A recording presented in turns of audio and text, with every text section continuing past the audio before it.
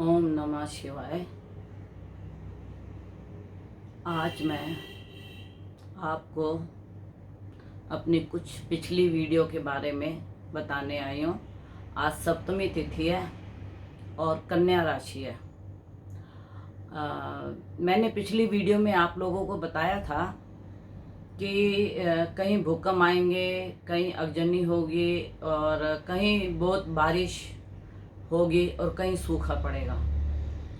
और ये भी बताया था कि 30 जून को स्कूल नहीं खुलेंगे, इसकी डेट आगे होगी। अगर आपने मेरी पिछली वीडियो देखी होंगी तो आपको सारा उसका ज्ञान होगा।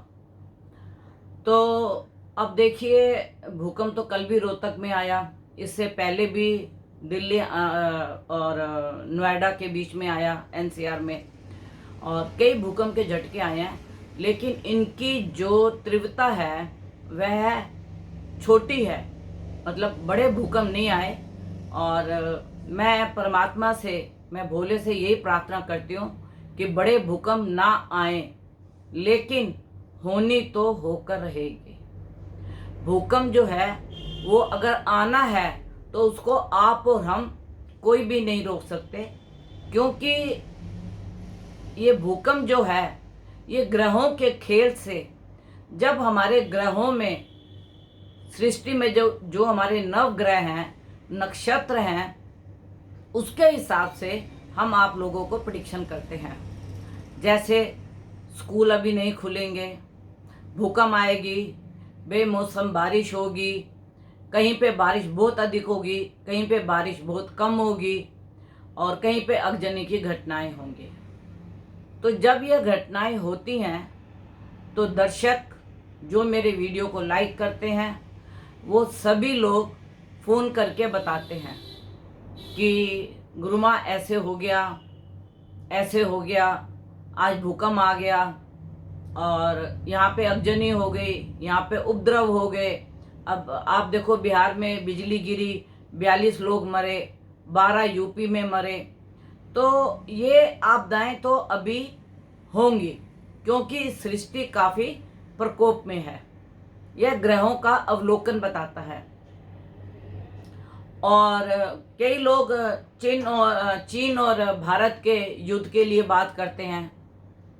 इसके लिए मैं आप सबको बताऊंगी, ये छुटमुट घटनाएं सिर्फ चीन के साथ होंगी, छोटी मोटी, जिसको कि हम युद्ध नहीं कह सकते, मतलब सीज फायर कह लो या ऐसी घटनाएं कह लो, पर युद्ध नहीं होगा। और अगर युद्ध होगा तो चीन मुंह की खा के गिरेगा, क्योंकि जो उसके ग्रह, उसकी कुंडली के, उसके देश की कुंडली के जो ग्रह बताते हैं, चीन का समय विनाश की तरफ आ रहा है। अभी देखो वहां पे कितना पानी, कितनी बाढ़, जैसे लोगों के घरों के बाहर गाड़ियां बह के चली गई। तो जब कोई किसी का बुरा सोचता है या करता है तो ईश्वर जो है, हम बदला ले ना ले, लेकिन उसकी डायरी में इंसाफ पूरे अच्छे तरीके से होता है। और पाकिस्तान के साथ भी हमारे कोई युद्ध होने के कोई ऐसे योग नहीं है। पाकिस्तान भी छोटे छोटे से बम, जिसे हम कहते हैं फुस्सी बम, छोड़ रहा है, लेकिन उसके पास अपने देश को संभालने की योग्यता नहीं है, तो वो हमसे क्या युद्ध करेगा। और जो चीन है, जो चीन ने ये महामारी फैलाई है, उसका भी ऊपर वाला उसे खुद इसका इंसाफ देगा। ये ग्रह कहते हैं, ये हम नहीं कहते, क्योंकि जब ग्रह उल्टे चलते हैं तो बुद्धि भी उल्टी चलनी शुरू हो जाती है। जब ग्रह वक्री होते हैं तो हमारी भी बुद्धि वैसे ही काम करने लग जाती है। तो जब अब उसकी कुंडली में उसके भाग्य के ग्रह वक्री और उसी की उसको दशा चल रही हो, क्योंकि मैं आपको यहाँ पे एक्सप्लेन में इसलिए नहीं बता रही कि दर्शकों को वक्री का और चाइना की कुंडली के बारे में ऐसा या भाग्य के बारे में ऐसे कुछ मालूम नहीं होगा, लेकिन मैं आप लोगों को सिर्फ यह बता रही हूँ कि किसी को भी युद्ध से डरने की जरूरत नहीं है। हमारा जो देश है इतना सक्षम है कि हर किसी का युद्ध का जवाब, पहले तो वो शांत रहता है, कभी किसी को छेड़ता नहीं है। और अगर तुम बार बार सांप की बिल में हाथ डालोगे तो सांप एक बार तो फिर तुम्हारे को ऐसा काटेगा कि तुम जिंदगी से हाथ धो बैठोगे। तो भारत आज तक कभी इसने पहले युद्ध की घोषणा नहीं की और ना ही किसी देश के साथ पहले युद्ध किया। और फिर जिसने युद्ध किया फिर उसने मुंह की खाई। यह आप लोगों ने भी देखा होगा, आज की जनरेशन ने तो नहीं देखा होगा, आप और हमारे जैसे लोगों ने देखा होगा। तो मैं आपको आज यह बताने आई हूं कि देखिए, अभी जो बृहस्पति है वह 29 जून को अपनी धनु राशि में वक्री होके आ रहे हैं और 5 जुलाई को गुरु पूर्णिमा है, आषाढ़ की गुरु पूर्णिमा। इस गुरु पूर्णिमा के दिन जो भी व्यक्ति ने अपना गुरु धारा हुआ है, अगर वह गुरु जीवित है तो गुरु के पास जाना चाहिए, गुरु का आशीर्वाद लेना चाहिए। अगर गुरु समाधिस्थ हो गए हैं तो गुरु की फोटो से या जो आपने गुरु के दर्शन किए हुए हैं उसको मन में उतार के गुरु का जाप करें। सुबह उठें, नहा धो के साफ सुथरे वस्त्र पहन के अपने गुरु के पास जाएं। उसके लिए कोई मीठा भोजन घर में बना के उन्हें भोग लगाएं और फिर उसके बाद माला अर्पण करें, फूल अर्पण करें, तुलसी अर्पण करें। जो भी आपके पास श्रद्धा से हो, भाव से हो, उसको आप अर्पण करें और उसके बाद आप अपने गुरु का ध्यान करें और गुरु का आशीर्वाद आपको मिलता रहेगा।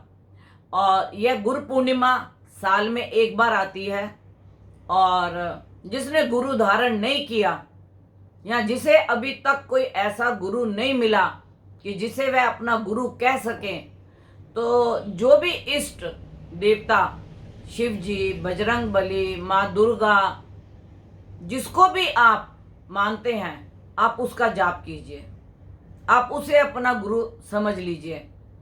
और मैं आप सबसे यह निवेदन करती हूँ कि मैंने आपको अपना फ़ोन नंबर दिया है जिससे आप मेरे से कांटेक्ट करें, लेकिन कई दर्शक इतनी बेवकूफ़ी करते हैं कि सुबह 6 बजे, 5:30 बजे, 7 बजे फ़ोन लगा देते हैं कि गुरु माँ हमें ये पूछना है।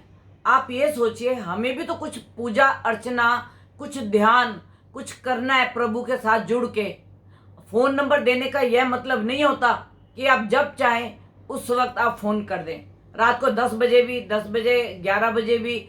और जबकि आपको मैंने अपनी वीडियो में साफ स्पष्ट शब्दों में कहा है कि मेरे को 10 बजे के बाद से लेके 11 बजे से पहले आप फ़ोन ना करें और मैं 5 बजे के बाद आपका फ़ोन नहीं उठाऊंगी।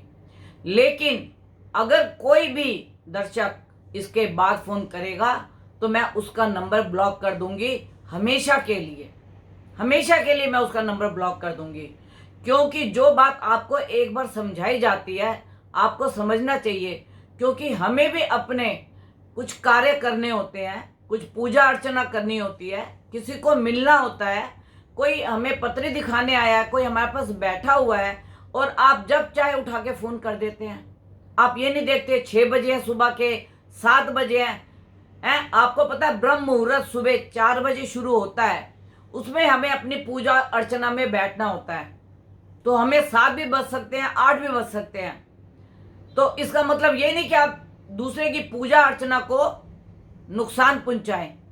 तो अगर आप हमें इस चीज़ का नुकसान पहुंचाएंगे तो उसके पाप के भागी आप खुद बनेंगे। जब आपको एक बता दिया गया है कि 11 बजे से लेके आप 5 बजे के बीच में फ़ोन करें, इसके अलावा आप फ़ोन ना करें, तो मैं अपने दर्शकों को हाथ जोड़ के विनती करती हूँ कि जिसने भी मेरे को इस समय से बीच में पहले या 5 बजे के बाद फ़ोन किया, मैं उसका नंबर ब्लॉक कर दूंगी। फिर आप मत कहिएगा कि आपने हमारा नंबर ब्लॉक कर दिया। और जिसको मेरी वीडियो अच्छी लगी हो वो लाइक करे, सब्सक्राइब करे, नोटिफिकेशन का बटन दबाए। जो भी हमारी वीडियो बनेगी और जो भी हमारे ग्रहों का परिवर्तन होगा उसके हिसाब से मैं आपको समय समय पर बताती रहूँगी।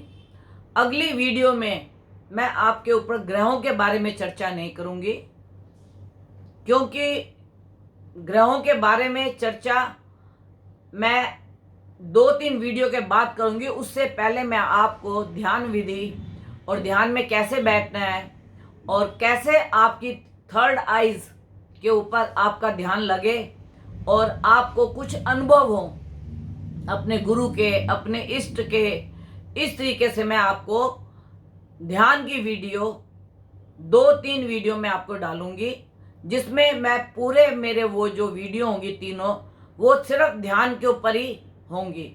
आप उसको ध्यान से देखेंगे तो आप जब ध्यान में बैठेंगे तो आपको थर्ड आइज खुलने के इंडिकेशन मिलने शुरू हो जाएंगे, क्योंकि थर्ड आइज सबके पास होती है। आपके पास भी है, मेरे पास भी है, पूरे संसार में थर्ड आइज सबकी है।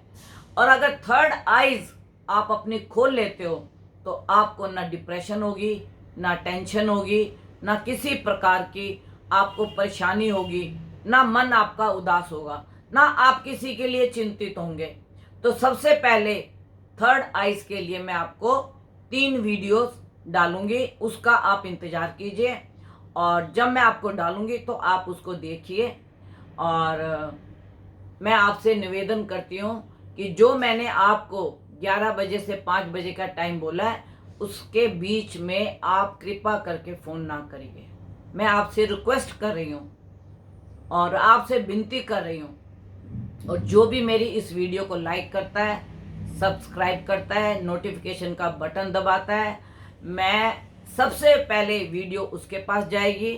और अगर आपको पसंद आए तो आप आगे शेयर कीजिए, नहीं तो आप मेरी वीडियो को, जो भी आपने कमेंट्स लिखने हैं मेरे कमेंट्स बॉक्स में जाके कमेंट्स लिखिए कि आपको वीडियो अच्छी लगी या नहीं लगी तो मैं अपने को सुधारने की पूरी कोशिश करूंगी और आपको अच्छी से अच्छी वीडियो बना के भेजने की कोशिश करूंगी। धन्यवाद।